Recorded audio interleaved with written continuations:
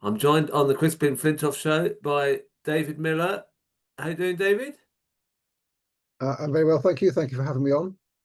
Look, I couldn't help noticing this Twitter feed that you'd put out earlier. I mean, and it's accompanying an article that you've written as well. Well, I'll just show the article for everyone uh, about it's called "Cancel Culture: Weaponized Lobbies, Covert War on Irish Rap Group Kneecap." Now, we've seen quite a bit about Kneecap. Those who are following this story about Kneecap trying them being pulled from various gigs. Um, if people don't know what Kneecap's about and why they might be pulled from gigs, this is a clip of them in Denmark last week. Free, free, free, free.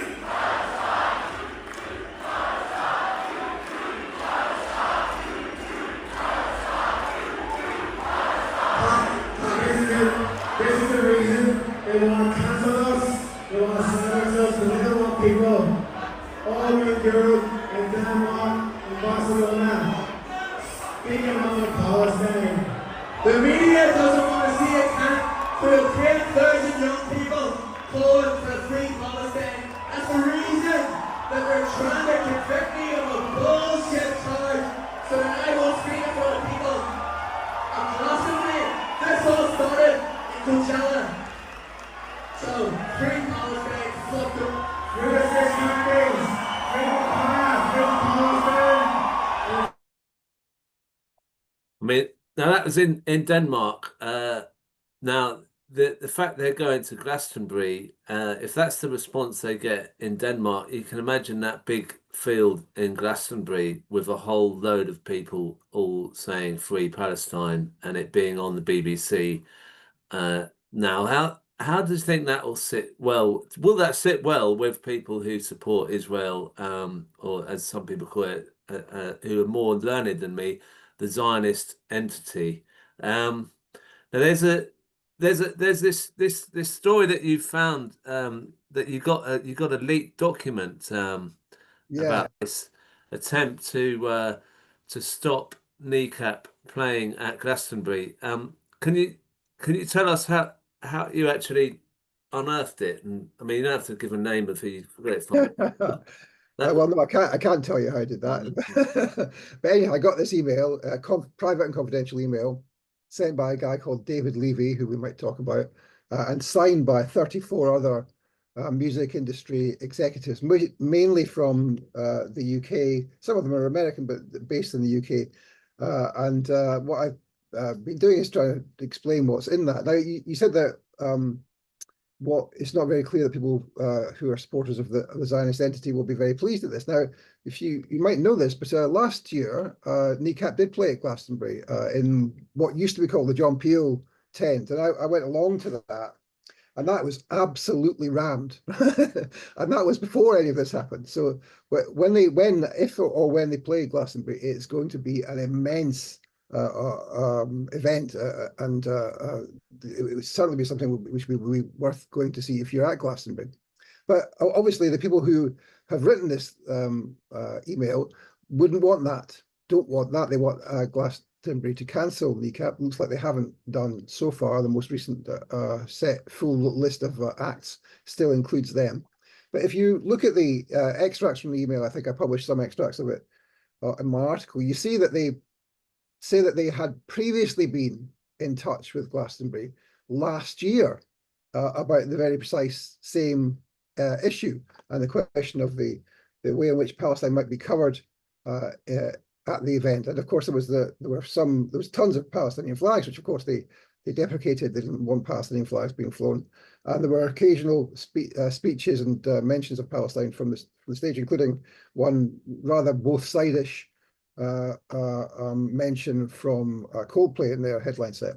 So yeah, of course they don't want any of that. They want that to be completely removed from Glastonbury, and this is their attempt to do so. But they didn't do it in the same way that the Board of Deputies of British Jews or the Campaign Against Anti-Semitism, who wrote public letters. They did it in a private and confidential email, which I suppose they imagined would never see the light of day. And that's what's been most interesting about this, is the way in which, once it has seen the light of day, and I've started to do this mega thread of a post on X of each of the signatories, and I've only, by the time we're recording this, I've only got up to something like 22 or 23, and people are lapping up this. The first post in the thread has now got something like 5,500 retweets, and there are hundreds and hundreds of retweets of the Wow. posts. And underneath the first one there, I noticed it's got 630 for a subsequent post in the thread, which is quite well, certainly high for me. Anyhow, people are really quite interested. And then what's happened is you might want to ask me about the individuals, but what's happened is that quite a lot of them have taken their social media down, or they've frozen, or made their Instagram profile private, just because of someone posting that they are a signatory to something which they apparently believe in. But when it becomes public, they're all of a sudden a little bit more shy than they had been, or a little bit less brave, we might say. Well, I just so people can see it visually. This is you put a lot of work into this, as you say. I think you're on number 23 now, but this is a video I've just done of your Twitter thread there, so people can see what it is. This is the Twitter thread. All these names of people who signed that letter trying to stop Glastonbury from including Kneecap. I mean, it's you're going through a lot of people here.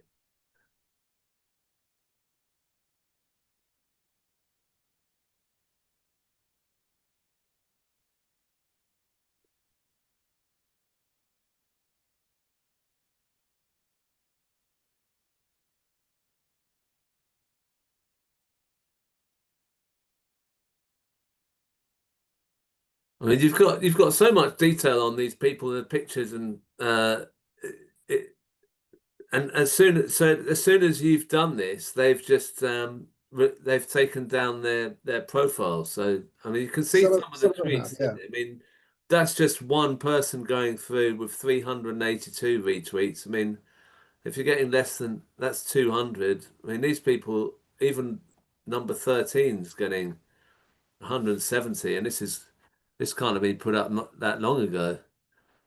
So they're probably getting some people writing to them in some way.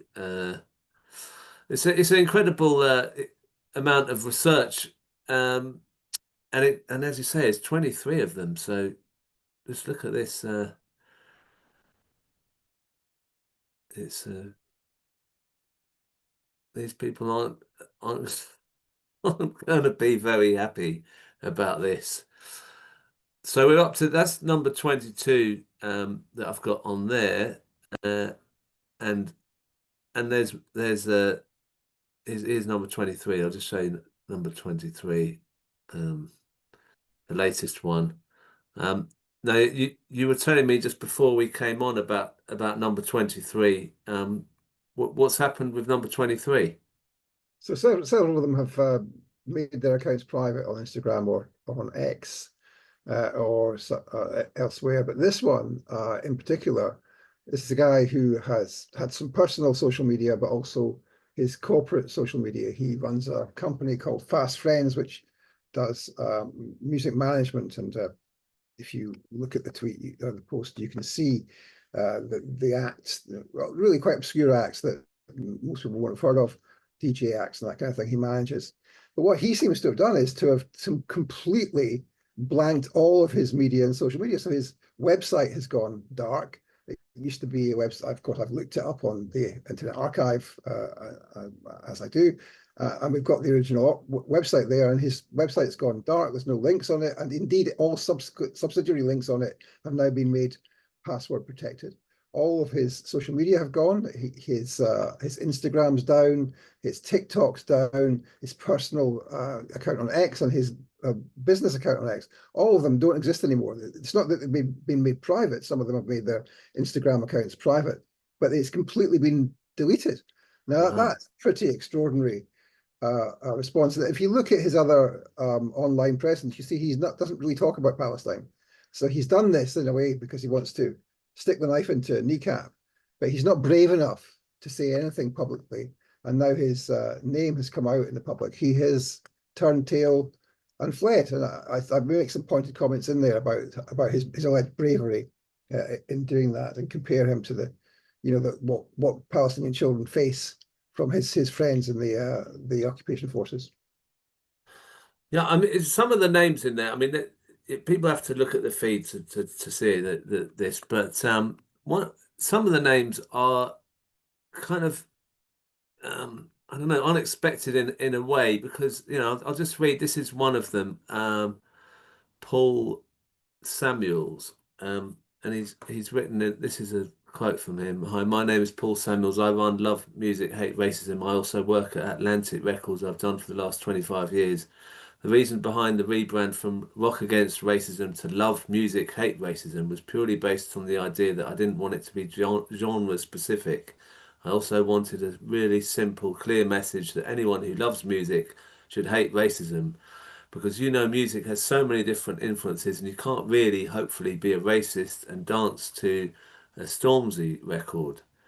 Unfortunately, Stormzy, as we know, is endorsing McDonald's, and knows that that's opposed to the BDS movement. So he's not really a good example. But uh, how people can be calling themselves anti-racists when they're supporting Israel, which is killing people on racial grounds. I find that extraordinary.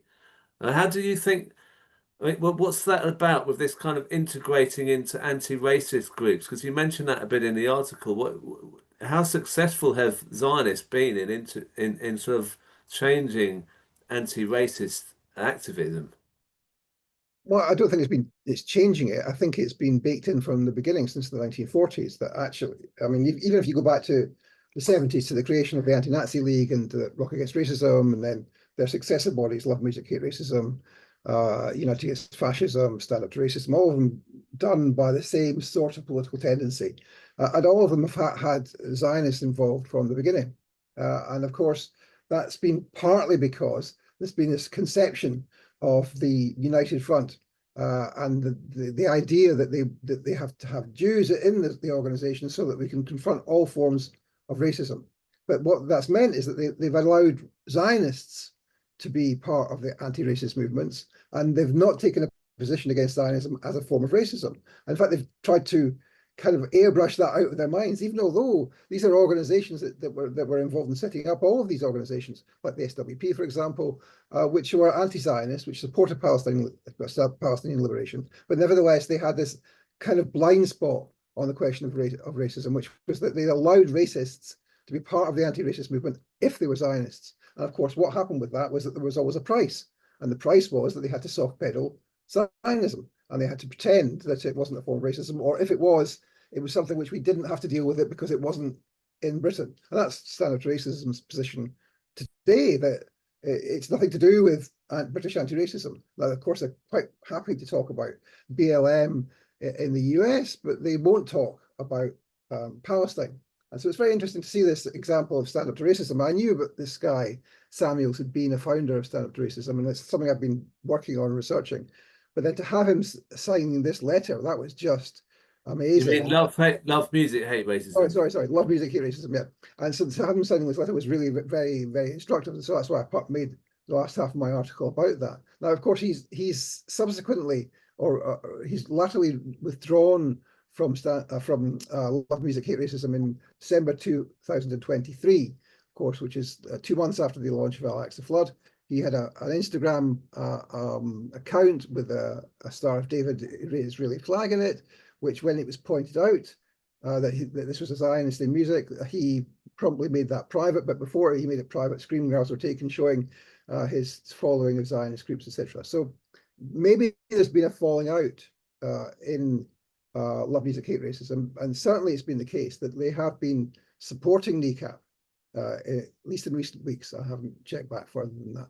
So maybe there's been a falling out there, and maybe there's been a realization or a realignment inside Love Music Hate Racism, which I would very much welcome, and indeed would welcome it also in the other organizations which have this blind spot, in particular Stand Up to Racism. After all of these months of genocide, we need a realignment there. We need to have a clear position that Jews are welcome in these organizations, but Zionists are not. Zionism is a form of racism, and no anti-racist organization can have any credibility in this country if it has Zionists involved, because irreducibly, Zionism is racist, not just in terms of what happens to the Palestinians in occupied Palestine, but in terms of what happens in the politics of the UK, meaning Islamophobia, anti-Palestinian racism, and the way in which there's an attempt to tone police the movement by claiming that there's an epidemic of anti-Semitism, which of course is a figment of the Zionist imagination.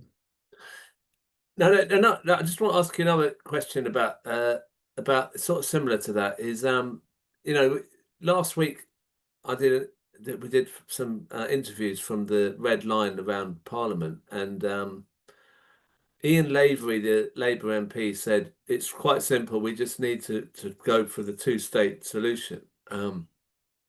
Now, that has been quite a common call for quite a while, this two-state solution idea. But now when someone says it, it almost sounds like they're backing Israel, whereas before it would have sounded like they're trying to see some peace going on. What do you yourself think the two-state solution is in fact a Zionist argument, and that there's no kind of middle ground at all? Yeah, well, of course, you know that. Yeah, I mean, a two-state solution, if there was a Palestinian state, would mean the existence of a Jewish state in the Levant. And there can be no Jewish state in the Levant. It will always be genocidal, racist, expansionist. And even if it's beaten into the position of having to accept a two-state solution, it will regroup and it will reorganize itself to invade its neighbors in the future. There cannot be a Jewish state in the Levant. There must be a Palestinian state. The idea of a Jewish state is fundamentally an affront to all conceptions of international law, and to all of our conceptions of human and equal rights, and indeed of racism. So they have to abolish. We have to abolish and dismantle the colony, and we have to abolish and dismantle Zionism as an ideology and as a movement in all of those countries in the world where it operates, and that is almost all of the countries, actually, to be fair. What about when, like a comparison with Northern Ireland? Saying there's two different groups there, and they live next to it, but that's not two states, is it? That's one state, but it's a have state kind of boundaries that are within it. There's no two state there, is there? Well, there is. I mean, there's a division of Ireland between Irish. I mean, not the Republican. I mean, within Northern Ireland. So the north of Ireland is a settler colony, just like Palestine, just like South Africa, just like Algeria. And the question is how you solve a problem of settler colonialism. Now, my view is that you have to abolish the settler colony and dismantle it. Now, that's what happened in Algeria. That sort of happened a little bit in South Africa, but not very effectively. In Ireland, there's been a sort of movement towards the removal of Protestant or Unionist power in the north, but there's been no dismantlement of the colony, and that's why Catholics remain discriminated against in housing and jobs to this day, and in terms of poverty, so many years. How many years is it now? 60 or 70 years after the civil rights movement launched in the late 1960s. So if you don't abolish the fundamental cause of the division that there is in a settler colony between whites and blacks in South Africa, between Protestants and Catholics in Northern Ireland, between the indigenous Palestinians and the white Jews, then you have the problem continuing through into the future. It needs to be solved, and it needs to be solved by the dismantlement of the apparatus of colonial power, and that is, of course, the Jewish state in Palestine, and indeed the British sovereignty in the north of Ireland, which of course we always argued in the Troops Out movement should be dismantled. I mean, just to, is there any example of a two-state solution that worked ever? Well, I mean, you can call in a way you can call Northern Ireland a two-state solution, can't you? I mean, you've got an Irish state and you've got a British state with a large minority, almost parity 50-50 now, of Irish nationalists or Catholics. And that you can say that works in the sense that we've got peace. Since 1994, there's been a peace process, but we don't have the abolition of the fundamental colonial apparatus of discrimination, even though we have all the fair employment legislation which was brought in by the British, etc., etc. There's still a structural problem in the north of Ireland, and that will continue until it's resolved, and it can only be resolved by the dismantlement of the remains of the colony there.